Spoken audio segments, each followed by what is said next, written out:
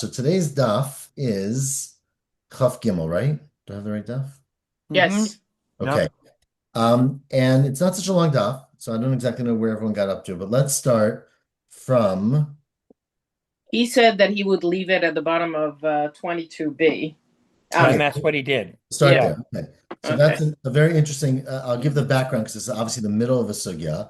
But the basic idea in the sugya is that a person, remember the Mishnah said that when you deal with birds, there's young birds we call b'nei yonah. I mean, any bird could be young, but and again, I never get the translation of yonah and what, some kind of dove, I guess, or whatever, pigeon or whatever. So according to Rabbi Slifkin, Yeah. the tur is a turtle dove, which is a specific species of dove or pigeon, and the B'nai Yonah is a young European rock pigeon, which is actually the species that you see flying all around New York City. Okay. That's And those interesting. are the only two species. And It's there's no really difference interesting to between think a of those dove as and carbanotes, right? yeah, those are the only ones offered in the temple. And a dove and a pigeon are the same thing. There's no difference. Right. Okay. So, but the Mishnah's point was that, and we learned this yesterday, was that a Torah has to be a year or more older. Hmm. We said 13 months actually, but we'll get there. And a Ben Yonah, by definition, the Ben means that it's a baby and has to be young, has to be a few days old so that it bleeds when you pull out the feathers, but it has to be a young bird. And so the question we then had was, what about a bird that's in between? That's that 1 month between no longer a Ben Yonah and no longer in the category of an adult, right? Is that considered to be a suffix? Is it younger or older? Or is it considered to be its own category where it's not an adult, it's not a kid, it's an adolescent, and therefore you have to specifically say that. And the question came up is if you said, I'll bring a korban from either a kid or an adult, and you brought two, right, one Tor and one Ben Yonah or one Yonah that are in that middle age. Were you Yotze? Because either it's a kid or it's an adult, or do you say you're not Yotze because it's a new thing? So we said yesterday that there's a pasuk that implies that you're not Yotze, and then we asked, why do you need a pasuk if it's just a suffix, right? That if it's its own beria, if its own status, then the pasuk comes to say this is its own status. But if the pasuk is just saying that we don't know, Torah doesn't need to tell you we don't know, right? If you eat a piece of bread and you're not sure if it's chametz or matzah, you're not Yotze because you don't know what it is, but you don't need a pasuk to tell you that. So that was the end of the question. Yesterday, Tosfos, of course, there's a lengthy Tosfos that finds many reasons where we do use psukim for suffix, and so you could spend a lot of time on that Tosfot, but it makes our daf much shorter. But ask the Gemara at the bottom line, Sveka, do you really need a pasuk to say that a bird that's 12 and a half months old is not kosher if it's only a suffix? And answers the Gemara at the top of daf Chav Gimel Amud Aleph, you're right. In fact, you don't need a pasuk according to that opinion, but ki itzrich where you do need the pasuk is lemute nirva v'nevad, is to exclude from bringing on the mizbeach a bird that was penetrated sexually, nirva. Rashi says you can't have a roveya by a bird, right? Roveya by an animal is the action, but he said by a bird it's not, doesn't exist, right?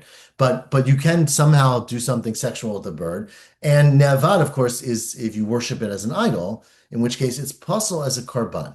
And that's a halacha that's well described by animals. It's not described by birds. And we need a pasuk to say that birds are also included. Now, why would you have thought birds would have been different? Says the Gemara in the second line, you would have thought, there's a pasuk that compares a concept of hashchata, which we translated today as like disgusting acts or inappropriate acts, mushchat. I don't know how you translate it in English, but ki mashchatam bahem, these things are hashchata, they're disgraceful. Mumbam, they have a wound in them. Now, of course, Corruption. what corruption? That's a good word, but I'm not sure it's so relevant, but it's a good word. Yeah. But so this pasuk is very interesting because it's mixing its metaphors, right? There's things that are hashchata, that are bad actions like avodah zarah or gilui arayot, and then there's mum, which is not, a judgment. If a bird breaks its leg or an animal, has a wound, that's not a bad thing. It's just not possible for the mizbeach. But this pasuk mixes those things. And Tana de Rabbi Yishmael, Rabbi Tana de Rabbi Yishmael explained this pasuk to say, Kol makom shenemar hashchata. Whenever we talk about hashchata, it's referring to one of two things. Eino el devar erva. It's either some sexual impropriety or avodat kochavim, and or avodah zarah. And what's the proof of that? Dvar erva dichtiv. It says by Noach in the Mabul, right? Ki hishchit kol basar darko al haaretz, and the whole story of the Mabul, which is based on the Psukim and a lot of Midrashim, was that the Benot Elohim and the women, and there was a Benot and the Nshei Aretz, that there was a lot of sexual inappropriateness.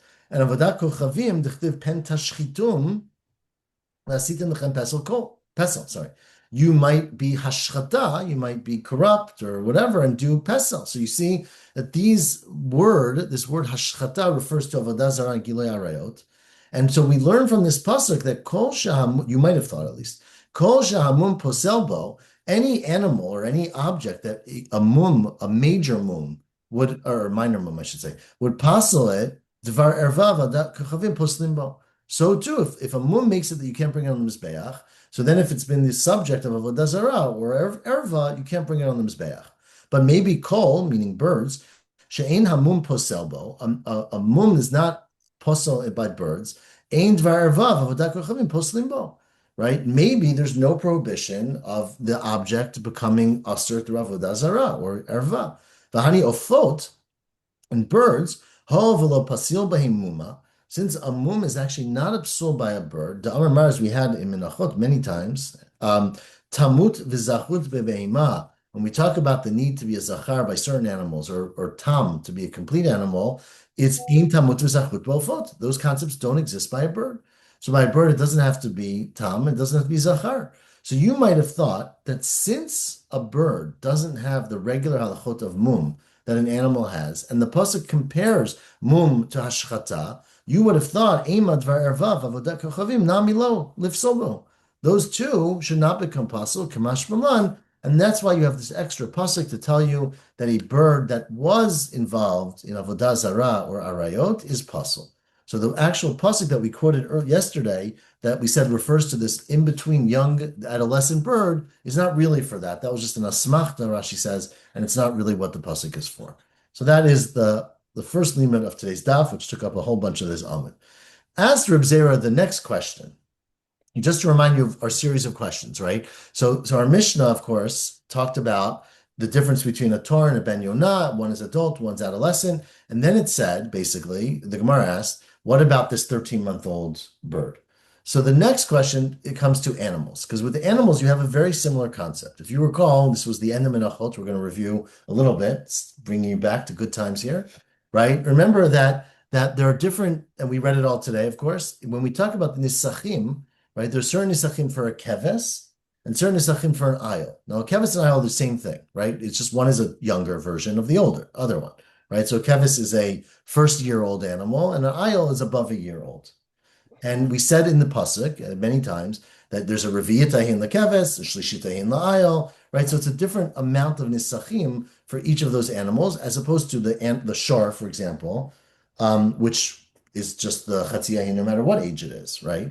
And we had this discussion at the end of Menachot. But as the Reb Zera, by Rabbi Zera, 6 lines from the bottom, ha'omer harei alai olat behima. Person says, I accept upon myself to bring a carbon ola, and I don't specify either min ha'ayil or min ha'keves. I'm not sure. I want to commit to bring one animal. I'm not committing to any specific age of the animal. Okay, that gives you a lot of freedom. However, what you brought was an adolescent animal, a palges. Remember, we had this case earlier. Maybe you don't recall. We talked about it in Zvachim, in Menachot. A palges, right? So Rashi here goes through that a palges, an animal up to 1 year old, up to 12 months, is a keves. Above 13 months, it's called an ayil. But between 12 and 13 months, we call that teenage years for a lamb.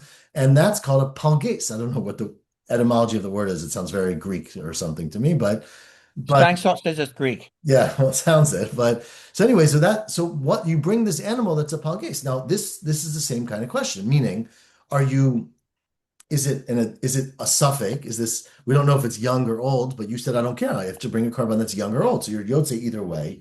Or is its own category of animal, right? That's an adolescent, and then it's not young and it's not old. So that's the same question that Rabbi Zera had, very similar question. So palges mahu. So says the Gemara now, Alibad Rabbi Yochanan.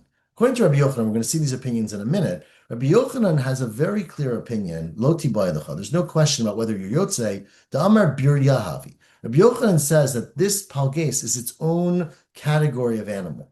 and therefore it's not an ayol and it's not a keves, and you're not yotze. Now, where did Rabbi Yochanan say that? It's not, because this comes up in the Mishnah, where the Mishnah is the Mishnah in Para, which is talking about a para aduma, of course, right, which has to be a certain age, and it's talking about different age animals. And the Mishnah in Para talks about, let's say you have in Palges, and you bring it, what nisachim do you bring on your Palges? Right? So remember, keves is reviyatahin. Ayol is a shlishitahin. Right? So which one are you going to do? Do the more or less? So it says the Mishnah in Para, 3 lines on the bottom, hikrivu, if you bring this Palges, this animal that's in adolescent, we're going to keep calling it, mevi alav nische ayol. You have to bring the nisachim of the ayil, right? Now, that makes a lot of sense because with suffix, you have to do it and you probably make a condition, right? And your condition is, well, we'll see in a second. Your condition might be, if it's a keves, a quarter of it's for the keves, and the extra is a nidava, because you can bring a nidava and a sachim. And if it's an ayil, then you bring it like that. So that's what the Mishnah says. And it continues the Mishnah, va'ein olalomi zivcho, but it doesn't count for your zevach. Now, why doesn't it count for your zevach? Because if you committed to bringing an ayil or a keves, this is not an ayil or a keves. And that's the Mishnah. Now, of course, you could say it doesn't count misafik, right? But the Rabbi Yochanan commented on the Mishnah and said, there's a pasuk. The pasuk, and I'll read this pasuk, which we had at the end of Menachot. It says, "O la'ayil ta'asem mincha solat shnei asrim b'lulav hashemen shlishitahin." It says Rabbi Yochanan, the O, right, is extra because it just said ula ayil. The O is ola ayil the rabot at the palges. The O is to add a palges. Now remember, if you have a pasuk that adds something, it means it's its own category, right? Because you never need a pasuk to add a suffix. So the pasuk is saying, treat it like an ayil. It's its own category. There's a keves, there's a palges, and an ayil. And the Torah only told you what to do for a keves and an ayil, but comes along the pasuk and say, treat the palges like the ayil, right? So that is, according to Rabbi Yochanan, there's no question. It's beria b'fnei atzmo, and you're not yotze your korban because you said I'm bringing a keves or an ayil and not a palges. Oh, you have a quick question. If it's its own category, why does the nesachim need a condition? Oh no, so right. So according to Rabbi Yochanan, you don't need a condition. So this is what we're about to quote. Rabbi Yochanan said the Mishnah just says bring nesachim like an ayil. Rabbi Yochanan's pshat is it's because the pasuk is adding a palges, treat it like an ayil, and you bring it without a condition. Bar Pedah, sorry, so you're correct. Bar Pedah, the last line of Chaf Gimel Aleph, Ki Tibai Lecha, where we have a question is Aliba de Bar Pedah. The Amar, because Bar Pedah said what I just said earlier. Bar Pedah says about this Mishnah, the top line of Chaf Gimel Amabet, Maiti Umatni. You bring a shlishitahin, but you have to make a condition, like I said earlier. Because clearly, according to Bar Pedah, it's not treated like it's, well, that's the question. Is it treated like its own thing? Or is Bar Pedah saying it's a suffix? So this is our question, right? Mi Amrinan, do you say that when Bar Pedah said, bring this adolescent animal, treat it like an ayil for nisachim, but make a condition and say, I'm bringing a shlishitahin, I might only need to bring a reviyatahin. So the reviyatahin is required because it's either a keves or an ayil. And the extra amount should be an adava if it's not an ayil, right? So that's a condition. Maybe it's a keves and part of it's an adava, or maybe it's an ayil and therefore it's all required. Says the Gemara, but maybe there's a third option, right? Mi amrinan, do you say the ayil v'keves matneh, that the condition you make is what I just said? It's either an ayil or it's a keves. We just don't know. But bibirya lo matneh, but you don't have to make a third condition and say maybe it's its own thing. Or Dilma, or possibly you have to say birya nami matneh, that you have to make a condition that it might be its own thing. Now, according to Bar Pedah, who doesn't have a pasuk of what if a palgis was its own thing? What nesachim would you bring? None, right? Because maybe the Torah only says bring nesachim for a keves, bring nesachim for an ayil. Don't bring any nesachim for a palgis. Because it doesn't say, right? Without a pasuk, if it's its own category, you need to tell us. So according to Bar Pedah, you might have to make 3 conditions. Either it's a keves, and therefore a little bit extra. How do you know you can bring it if it's its own category and there's no pasuk? So that's a great point. But you remember we said that you can bring a nisachim that's a nidava. So it would basically be 2 separate things. You're bringing a korban. You're saying how do you can bring the actual animal? Oh, that's a good question. So that's a very good question. But as an just wait a month. Well, that would solve all the problems. But I'm not 100% sure. I don't recall. Marashi might say, but I don't recall reading it. So let me give it some thought, James, and I'll tell you tomorrow morning at 7:45. So God willing, maybe I won't tell you, but anyways, but according to this shot, you wouldn't bring any nisachim until, but of course, what you're bringing is a nidav. You can bring nidav nisachim. So maybe you need a third condition. The amar, where am I? Odil beria nami matz. Now your cake, it's not that maybe it's a birya. The amar, you say, e birya have, if the animal is truly its own category, lahavi kule nidava. The entire nisachim is nidava because I don't have to bring anything. So teiko, we don't resolve this question. So we don't know what the answer is according to Bar Pida. We know according to Rabbi Yochanan, there's a pasuk that comes and says, treat it like an aisle, but by definition, if the pasuk comes treat it like an aisle, it means it's not an aisle. It's just for this halacha, we treat it like an aisle, but for all halachot, it's its own category. It's a good question. I'll try to think about it, James. Continues the Gemara now after the Teku. Again, the fourth line. Rabbi Zera asked the next question. Clearly, Rabbi Zera was on a kick with these questions, right? So, Rabbi Zera, right? A person says, I want to bring the bread of a toda. Now, we'll see in a second how you can do this. Because usually, you can't separate the bread of a toda from the animal of a toda. But this person says, I want to bring the bread of a toda, but I don't want to bring the whole thing. I remember the toda, if you recall, was brought half of chametz and half of matzah, but the matzah was 30 loaves and the chametz was 10 loaves. And we learned all about the shiurim of the sronot, et cetera, right? So let's say a person sits down and says, I want to bring one portion of the toda, either the chametz or the matzah. Okay, that's what he wants to bring. And of course, to make the thing more fun, he doesn't bring either one. He brings a category called seor. Now, if you recall, seor, again, we always translate sourdough, but it's not what it means. As we learned in Psachim, if you recall, when you take dough and you make dough, and then, it's not chametz yet, right? Which is how we make matzah. If you then take that dough and you bake it, that's matzah. If you let the dough ferment and rise, and then you take the dough and bake it, that's chametz. There's a middle category where the dough is just starting to turn into something that's fermented, but is not completely fermented. And that is called seor. And there's a big machloket in Psachim about if you take that seor dough and you bake it and you eat that, is that eating chametz or is it eating matzah? Why would it not be chametz? Because it's not chametz yet. Chametz is when it completely cracks over. So the Gemara talks about a machloket, a Mishnah, between Rabbi Meir and Rabbi Yehuda. And Rabbi Meir says in the Gemara, in the Mishnah in Psachim, right, that once the bread starts cracking, once you start getting, not cracking, sorry, once yitzhov, once it comes shiny, once the bread starts getting a shine on it, it means the dough, not the bread.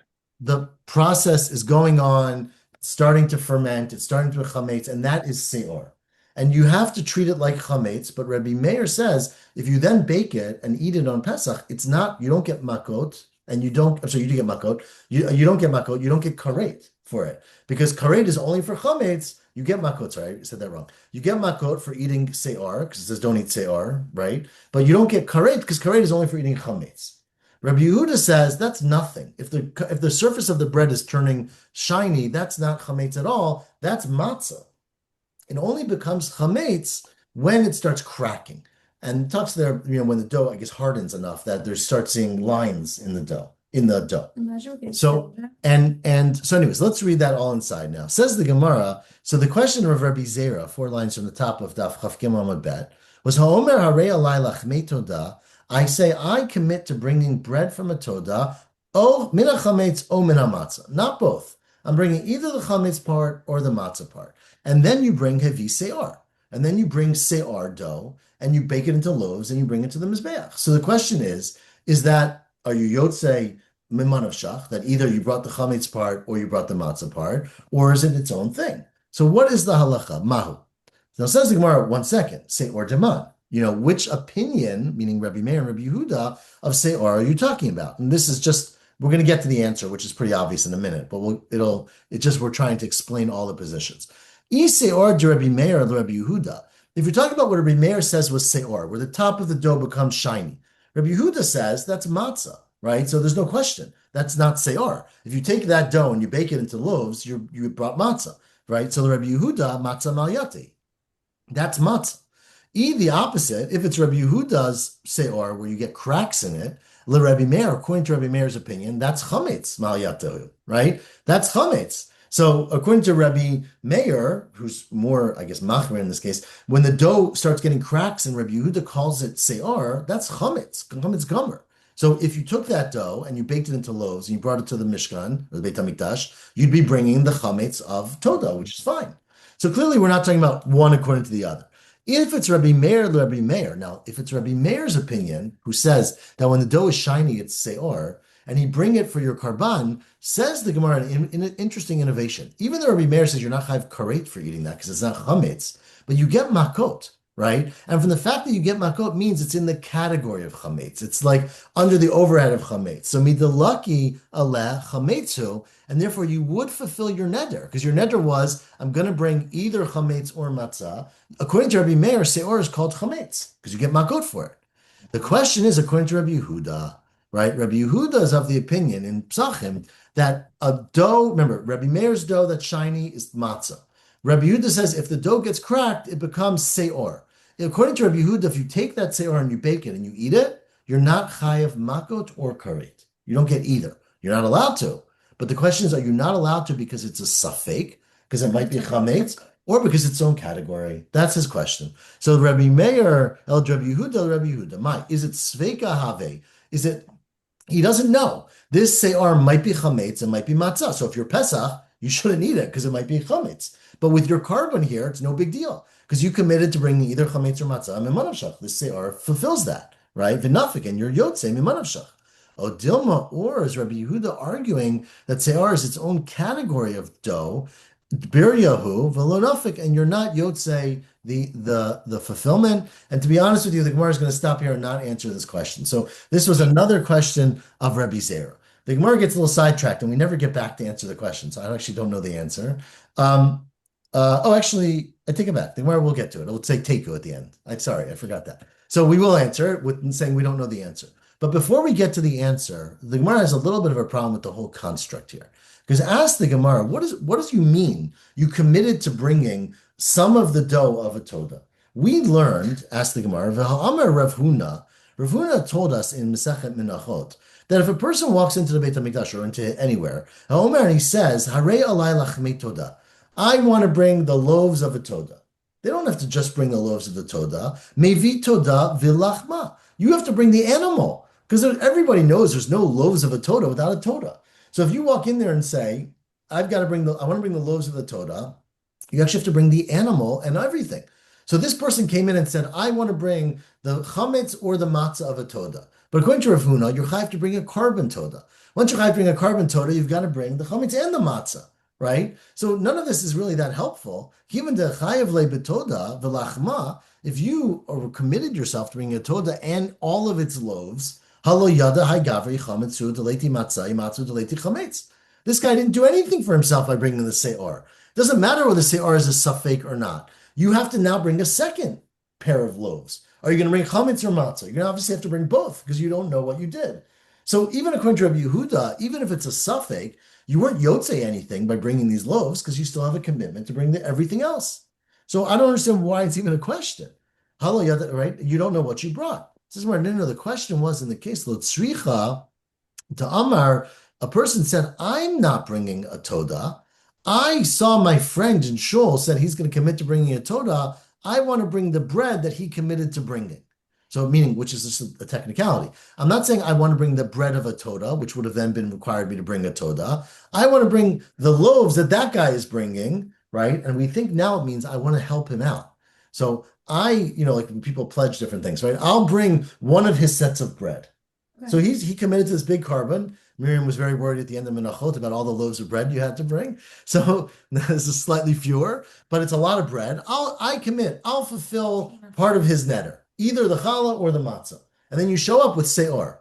Says the Gemara, but that's really not that helpful to the guy. Because if you show up with se'or, even if it's a suffix, he doesn't know which one to bring. Right? So it says the Gemara, you say, Amar Harei alai chala liftar todato shel ploni.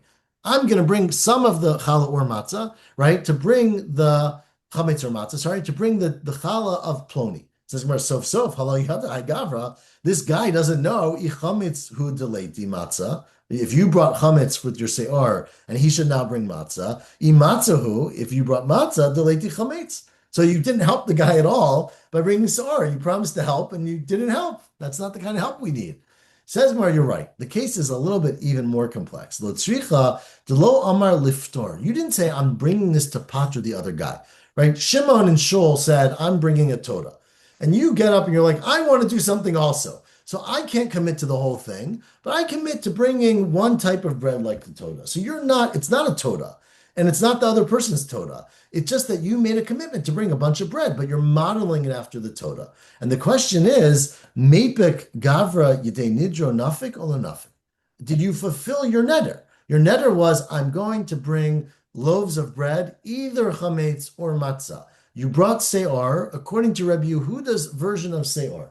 According to Rabbi Yehuda, who says, don't eat it on Pesach, but if you eat it, you don't get makot and you don't get karet. Is that because Rabbi Yehuda says, I don't know what it is. It might be chametz or it might be matzah, in which case you fulfilled your neder, or because Rabbi Yehuda says there's a third category of bread. There's chametz bread, there's matzah bread, and there's seor bread. And Teiko, we don't have a resolution to that question. So we will stop with that question. This is a disappointing daf. Well, we're not stopping. We're going to keep going. Why? Okay. Because we don't have any answers? I want answers. All right, Charlie. This is the way it is. Continue Yep. the Gemara, though. We're not going to stop the daf, though. Don't worry. We got to do another Mishnah. Says the next Mishnah. The next category, again, we're a little bit off of Chullin, but soon we'll get back. The next category of things that are sometimes similar and sometimes different there's two very unique karbanot, I'll call them. They're not really karbanot necessarily in the Torah. One is the para aduma, which is very famous, right? You take the cow and it's red and you shecht it outside on Har Zeitim and you take the ashes and you use them to sprinkle on people. And the other unusual cow that we have is the egla arufa, right? So the egla arufa is an egel also. It's also a cow. And you take it and it's done when someone's killed or died in the road, whatever the whole story. And the ziknei ha'ida go out and they take this egel and they break arufa, means you crack its neck. Right? So you break its neck by the nachal, etc. And you say, Yadena lo shafchu et adam hazeh, right? So says our Mishnah, there are obviously big differences between those two animals. What is kasher b'para, namely shchita of a para, is pasul be'egla, right? The egla rufa, you can't shech the egla rufa, you got to break its neck. And what is kasher be'egla, pasul be'para. Now the Braita elaborates on the Mishnah. Para b'shchita kshera b'arifa psula. The para aduma, if you shecht it, that's the proper way to do it. But if you break its neck, it's pasul. But egla arufa, ba'arifa kshera b'shchita psula, right? You have to do arufa. You can't do shchita. Nimzeit, it turns out, kasher b'para, pasal ba'agla, egala. I don't know how to read the word. Kasher ba'egla, pasul b'para. Okay, so this is not that dramatically innovative, right? Ask the Gemara, the Braita, which is the same Braita we've had continuously in these Mishnayot, why don't you learn one out from the other? Tehei para kshera ba'arifa mikal v'chomer. Why don't you say that the para aduma should be kosher if you break its neck from a kal v'chomer from the egla arufa? What's the kal v'chomer? Ma egla shelo huchsheru b'shchita. The egla arufa, you cannot do shchita. It would be pasul. But you can do arifa, huchsheru ba'arifa, para shehuchsheru b'shchita, and it didn't huchsheru ba'arifa. Why don't you say by a para aduma that you can also break its neck?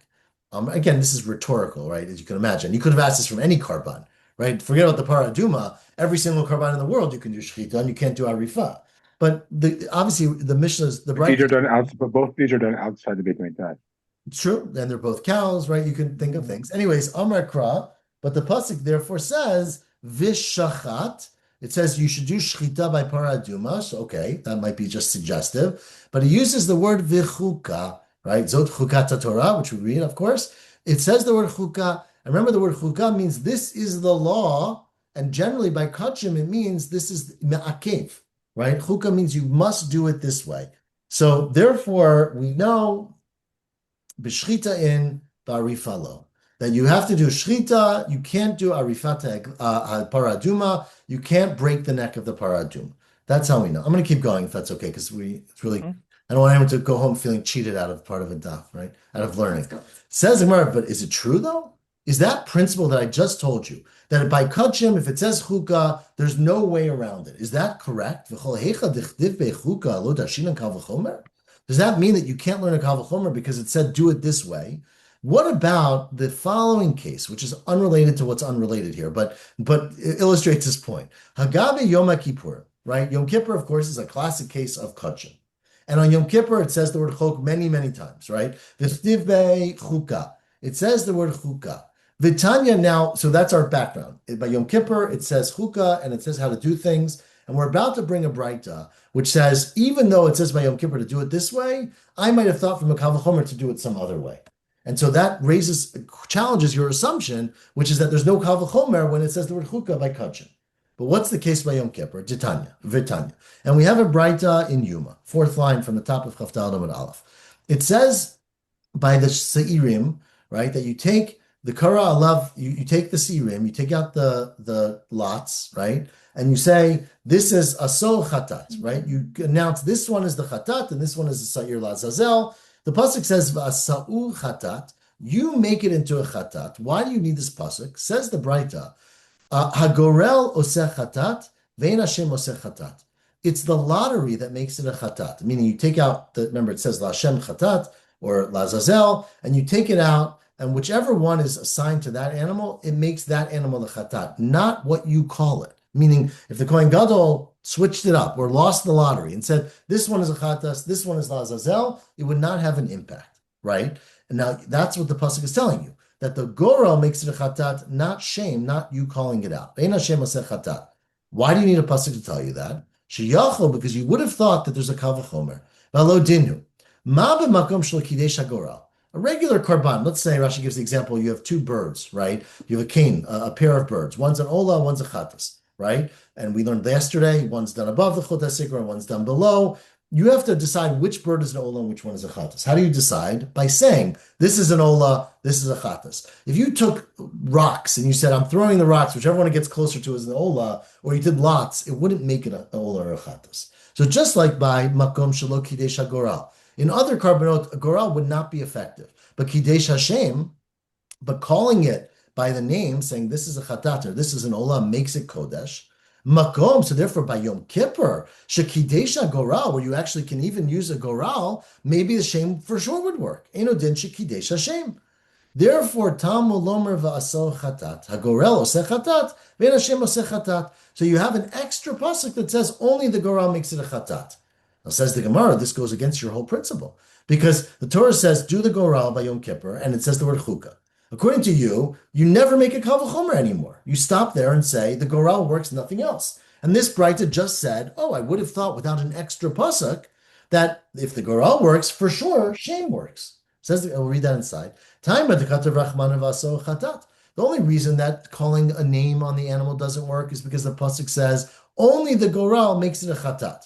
Halav hachi, if it didn't have an extra pasuk, darshin and kal v'chomer, right? You would have had a kal v'chomer. So now I got a big problem, right? Because how do I know? We asked the question earlier on the top of bottom of daf bet, right? Which is, how do you know that a paraduma is not kosher with arifa from a kal v'chomer from egla arufa? And we said it's because it says chuka. So it says v'shachat v'chuka, you have to do shchita. But now you're telling me you can make a kal v'chomer in this scenario. So make a kal v'chomer from egla arufa. The egla arufa can't have shchita, but it can have arifa. So the paraduma, which can have shchita, maybe it can have arifa. Says when you're right. There's another pasuk. Miyat rachmana gabi egla. There's actually a pasuk by the egla arufa which says not egla arufa, but egla ha'arufa. The extra hey tells you zot ba'arifa ve'in acheret ba'arifa. Only an egla arufa can be kosher with doing arifa. No other karban. Okay, so there's a pasuk by egla arufa, and that's how we know. Ask them, we'll do the last few lines. They're very brief. What about the opposite way? Right? Learn the kal v'chomer the other way. That just like the paraduma can't have arifa from the pasuk of ha'arufa, but it can have shchita, the egla arufa, which can have arifa, maybe it can have shchita too. Maybe if you felt like shechting your egla arufa, that would be kosher. And let's read it inside. Ma parash lo hechsheru ba'arifa. A paraduma cannot be kosher with arifa, but it's kshera b'shchita. So then agala, egla, arufa, which is kshera b'arifa, and then shechsheru b'shchita, answers which you would have to call it something different than egla arufa if you did shchita. Amar kra v'arfu ha'agala b'arifa in b'shchita lo. So there's an extra hey there as well, which tells you that only this one only arifa can be done and nothing else. And so that's how we know the paraduma is done with shchita, The Egla Arufa is done with Arifa, and never do they cross. How would you say it without the hay? Oh, 'cause like, oh, It's a good question. Va'arfu Agla, you say that wouldn't make a sense? Which it means something different.